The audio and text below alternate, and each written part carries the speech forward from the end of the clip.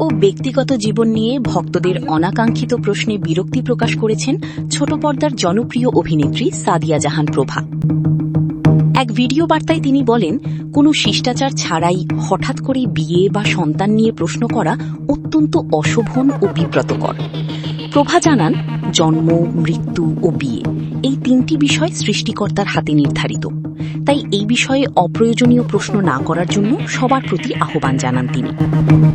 নিজের জীবনের সংগ্রামের কথাও তুলে ধরে এই অভিনেত্রী বলেন, তার জীবনের অনেক কিছুই আল্লাহর পরিকল্পনার অংশ, যা অন্যদের কাছে ব্যাখ্যা দেওয়ার প্রয়োজন নেই।